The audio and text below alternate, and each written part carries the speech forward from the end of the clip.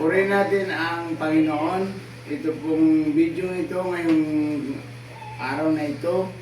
Ito ay para sa ating lahat, sa lahat ng mga tao na gustong mag-share ng salita ng Diyos. Kung siya man po ay ligtas na, doon sa mga maliligtas, ay ito ay aral ng kaligtasan. Purihin po ang Panginoon kung ako man ay may sablay sa aking mga boses, pasensya na po kayo. Ang aking tatalakayin ay assurance of salvation. Dati, ang Diyos at ang tao ay magkasama yan. Dati, ang Diyos at ang tao magkasama sila. Banal, banal yan. Subalit ang tao, nagkahiwalay sila sa ang Diyos. Naghiwalay yan dahil sa kasalanan. Dati kasi banal yan eh. Banal ang tao at saka ang Diyos. Dahil linika ng Diyos ang tao mula sa alabok at hiningan niya ito sa ilong para magkaroon ng buhay. Iyan po.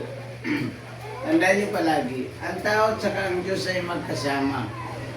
Pero naghiwalay sila. Naghiwalay ang tao at saka ang Diyos simula nung ang tao ay magkasala. Ano po? Maliwanag po sana. Nagkasala ang tao kaya naghiwalay sila at saka ang Diyos. Naputol yung relasyon ng tao at saka ng Diyos. Kaya nung naputol ang relasyon ng tao at saka ng Diyos, ang tao ay mapapahamak sa naglalagablab na apol, mapapahamak siya sa impyerno. Naiwalay na nga siya.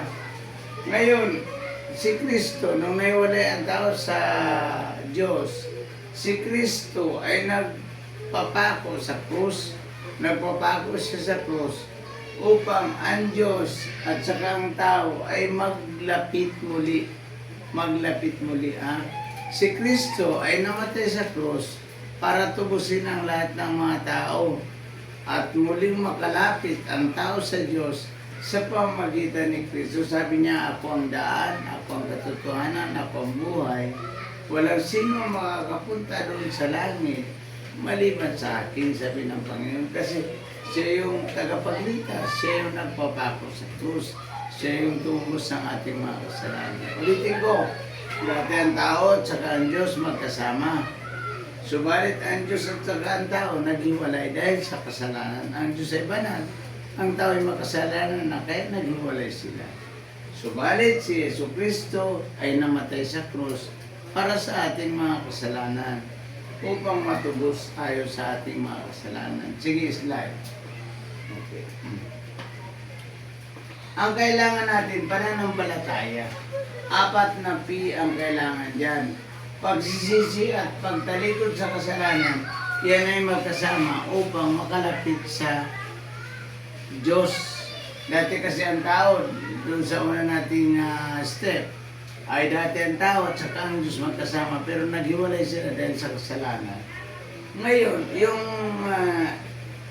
unang P at saka pangalawang P, magkasama yan para makalapit ka sa Diyos. Kailangan mong pagsisihan at talikdan ang iyong kasalanan para kay makalapit sa Diyos. Yan ang dahilan na dapat makalapit ka sa Diyos upang yung pagsisisi mo, yun ang dahilan para makalapit ka sa Panginoon.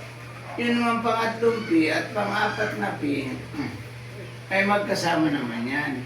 Pag tinanggap mo si Jesucristo bilang Panginoon mo tagapagligtas sa iyong buhay, pinapasok mo sa iyong puso, iyon po ay magiging anak ka ng Diyos at isusulat ng Diyos ang iyong pangalan sa aklat ng buhay para ikaw ay maligtas. Ang tawag doon ay assurance of salvation.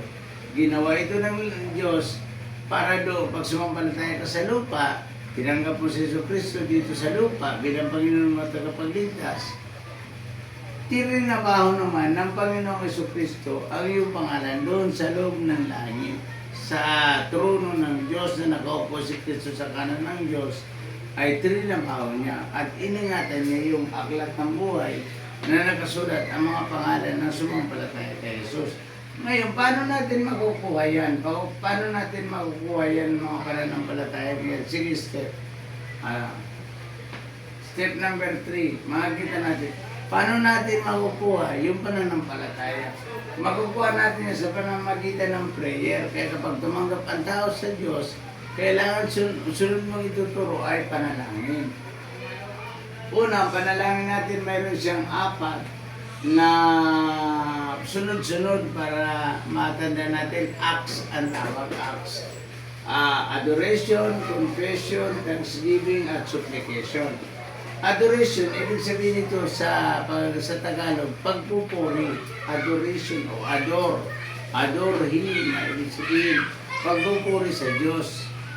And then, confession, ibig sabihin ng confession, paghingi ng patawad sa ating Panginoon, paghingi ng patawad.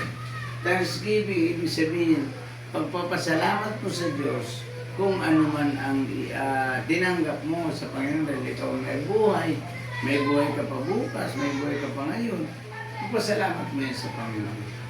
Supplication, ibig sabihin ng supplication, yung gusto mong hingin sa Diyos.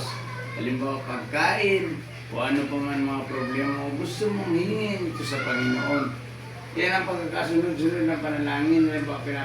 Panginoon, ikaw po ay kataas-taasan Diyos, ikaw ang gumawa ng langit, pinupuri kita at pinapasalamatan. And then, patawarin mo ako, Panginoon, sa aking mga kasalanan, kung ano man ito, sa pamamagitan ng pananalita, o kaya nagagawa ko ng hindi maganda, patawad po. Thanksgiving, salamat po, O Diyos, sa araw na ito, dahil may buhay pa ako na ibinigay mo sa akin. Yan po. Supplication, Panginoon, ito po yung pangangailangan ko, ay ipinapanalangin ko sa iyo na tugunin mo naman po ito. Iyon po ang ibig sabihin ng supplication. And then, yung apat na yan ay magagamit mo yan sa pag-care of Jesus na care of ang iyong panalangin. Ang katapusan yan, sa pangalan ni Yesu Cristo na aming Panginoon. Amen. Pag humingi ka, o kaya ano man ang pinapanalangin mo, tatapusan mo yan sa pangalan ni Jesus para ikaw ay magkaroon ng katuparan ng iyong panalangin.